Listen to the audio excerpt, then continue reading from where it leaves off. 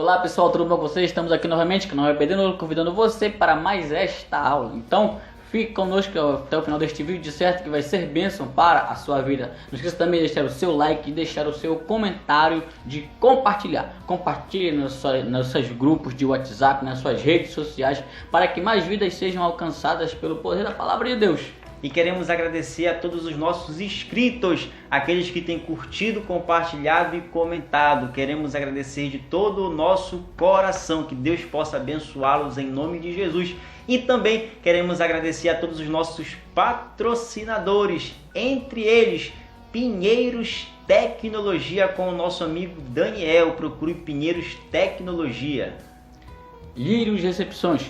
Você tem também um bom ambiente para fazer o seu evento, tá? Passe nas recepções e seja abençoado. Então, roda a vinheta! Tim, tim, tim, tim. Vai lá.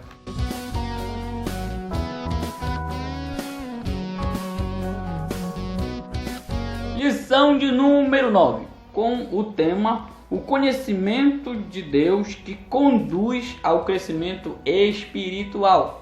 O texto do dia diz: graça e paz vos sejam multiplicadas pelo conhecimento de Deus e de Jesus, o nosso Senhor. Isso está em 2 Pedro, capítulo 1, versículo de número 2.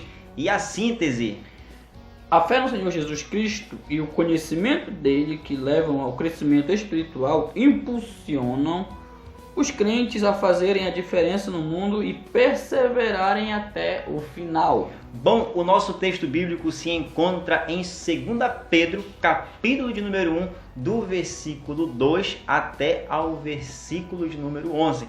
Já dando uma introdução no que nós estaremos tratando aqui nesta lição, é importante nós entendermos o quê? Que nesta lição nós estaremos dando início a segunda epístola que o apóstolo Pedro escreve. E diante disso, o que é que nós temos que pôr dentro do nosso coração também? Que aqui nesta segunda epístola o apóstolo Pedro está preocupado com alguns falsos mestres que estão dentro da comunidade cristã. E o apóstolo Pedro evidentemente estará combatendo estes falsos ensinadores, esses falsos mestres que estão dentro da comunidade. E também o conteúdo doutrinário do apóstolo Pedro é fazer com que os leitores conheçam a Deus de maneira verdadeira e que também possam levá-los ao crescimento espiritual. Então isso serão as tônicas dessa segunda epístola que o apóstolo Pedro escreve. Bom, vamos lá pessoal. Tópico de número 1 com o tema a suprema importância do conhecimento de Deus. Bom, no versículo 3 do nosso texto bíblico diz o seguinte: visto como o seu divino poder nos deu tudo o que diz respeito à vida e piedade, pelo conhecimento daquele que nos chamou por sua glória e virtude. A ênfase que nós queremos dar aqui é a palavra conhecimento. É sabido dos estudiosos que haviam algumas heresias que estavam entrando dentro da comunidade cristã, e dentre elas que se destacam, e a que nós queremos dar aqui uma verdadeira atenção, é exatamente ao gnosticismo, esta seita, esta filosofia humana. Bom, estes gnosticismos, eles acreditavam possuir um conhecimento profundo, eles acreditavam possuir um conhecimento da origem mística de tudo o que havia. E também eles acreditavam que a salvação ela advinha através do conhecimento. Então, o apóstolo Pedro, contrapondo esta ideia gnóstica, o apóstolo Pedro, então, ele vai combater esta ideia dizendo que o conhecimento que os leitores deveriam ter de Deus não era um conhecimento intelectual. Esse versículo 3 aqui que nós estamos dando ênfase, a palavra conhecimento, não é um conhecimento intelectual, abstrato a respeito de Deus, mas é um conhecimento experimental, é um conhecimento relacional. É por isso que a palavra grega aqui usada pelo apóstolo Pedro tem a conotação de completo, de claro, de pessoal, de completo, de preciso, de correto. Então o apóstolo Pedro está instigando os seus leitores para que eles possam ter um conhecimento, mas é um conhecimento verdadeiro, genuíno, íntegro da pessoa do nosso Senhor e Salvador Jesus Cristo, e não um conhecimento meramente humano e intelectual. É por isso que o escritor Packer ele escreve o seguinte: é possível saber muita coisa a respeito de Deus, mas sem sequer conhecê-lo de maneira verdadeira e profunda. Bom, nós podemos destacar dentro disso que o Rafael já bem menciona, a respeito da questão de conhecer Deus através não só da racionalidade, mas da experiência. né, que hoje existe uma corrente que muito é discutida no meio pentecostal, que é a respeito da hermenêutica ligada à experiência, a interpretação bíblica através da experiência. Mas nós queremos fazer esse alerta aqui, que as nossas experiências que nos levam ao conhecimento de Deus, elas têm que estar embasadas e pautadas e limitadas à palavra de Deus. Nenhuma experiência que sobreponha a palavra deve ser aceita no nosso meio. E essa de passagem que isso tem trazido muita bagunça, principalmente no meio pentecostal. Mas que Deus nos conduza a esta experiência que os leve a conhecer Ele, tudo embasado na sua palavra. Então, para concluir, nós temos que ter em mente que o conhecimento que o apóstolo Pedro requer é um conhecimento experimental, relacional, verdadeiro, genuíno, claro, correto e objetivo da parte do nosso Senhor e Salvador Jesus Cristo. Segundo tópico, a vocação celestial e as preciosas promessas. Subtópico 1 diz: chamados por Deus. O texto dá ênfase ainda no versículo 3, no final, em que ele diz assim: e pelo conhecimento daquele que nos chamou por sua glória e virtude. Só mencionando o final do versículo 3, que é o que nós iremos comentar.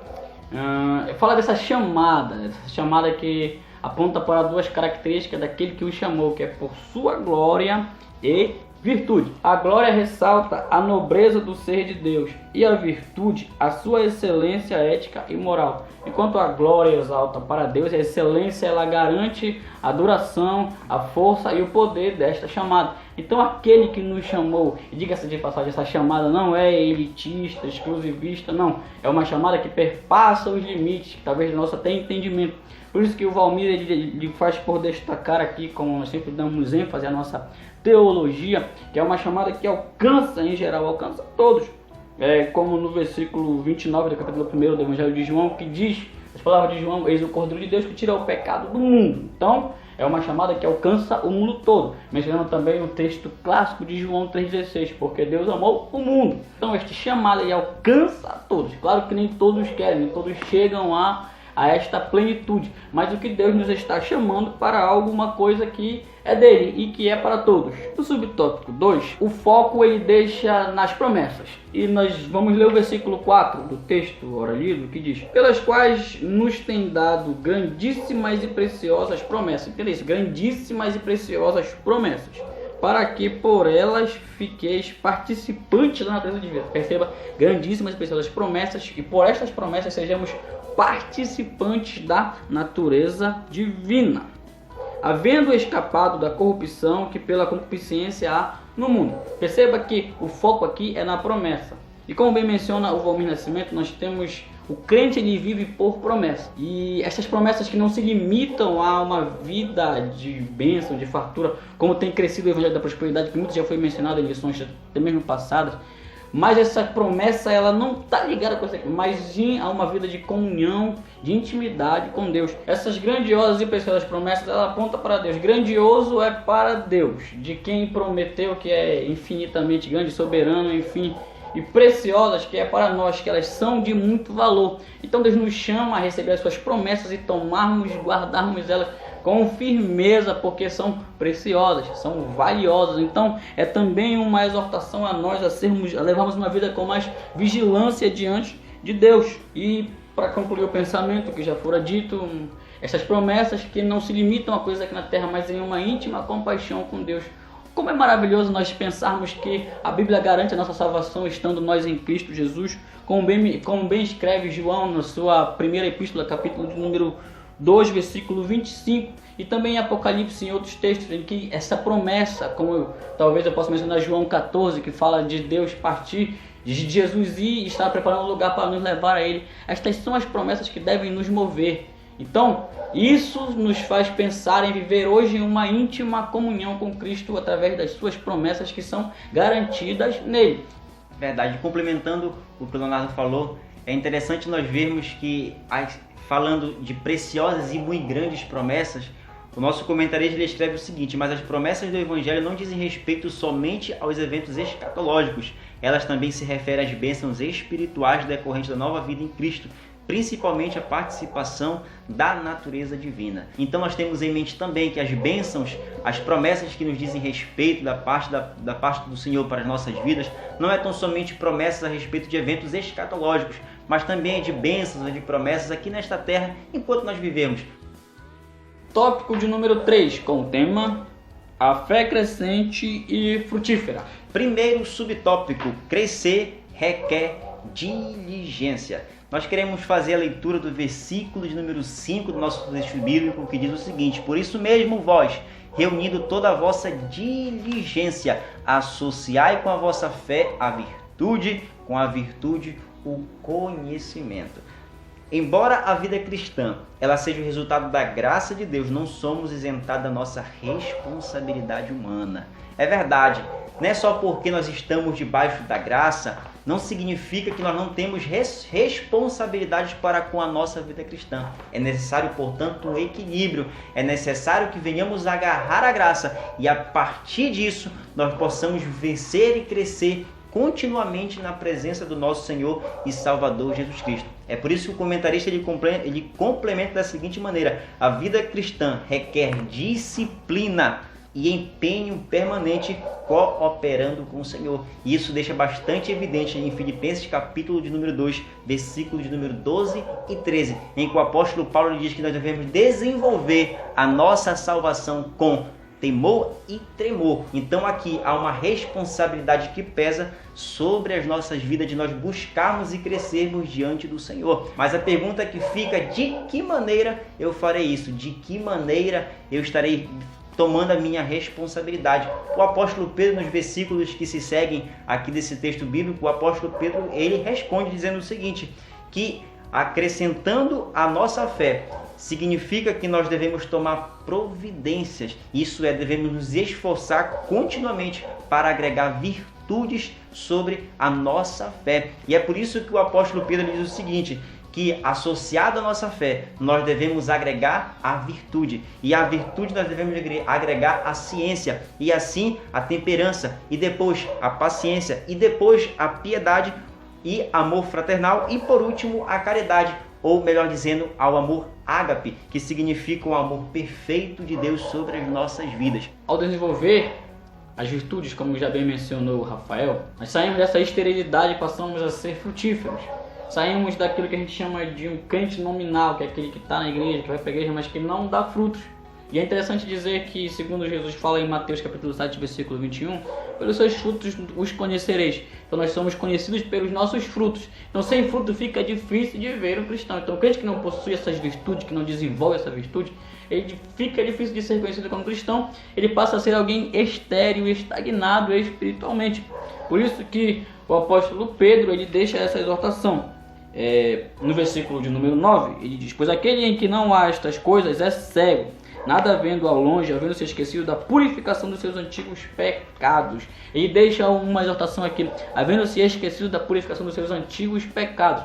É um exercício espiritual para o crente a questão da lembrança. E eu menciono o que o nosso comentarista diz aqui: o esquecimento faz com que estes crentes percam a memória daquilo que Deus fez em suas vidas, conduzindo-os ao retrocesso. Então quem esquece do que Deus já fez em sua vida, ele para e até mesmo volta no tempo. Então Deus está nos convidando a vivermos uma vida contínua, em avanço. E para concluir, aqui no subtópico 4, ele diz: fazendo firme a vocação. O versículo 10, eu faço questão de ler dizendo: portanto, irmãos, procurai fazer cada vez mais firme a vossa vocação e eleição, porque fazendo isto nunca mais tropeçareis. Olha que interessante, há um conselho: procurais fazer firme. Então tem um conselho que nós temos que procurar, que ir em busca de fazer firme. Essa diligência, essa constância, essa força em que nós estamos lutando nos faz permanecermos firmes e não tropeçar.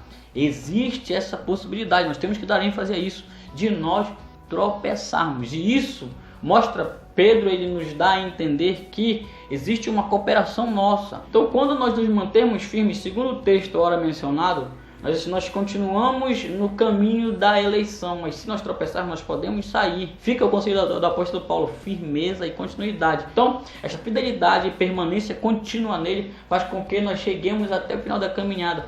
Para concluir o pensamento, no capítulo de número 24, versículo 13 de Mateus, o texto diz que aquele que perseverar até o fim será salvo.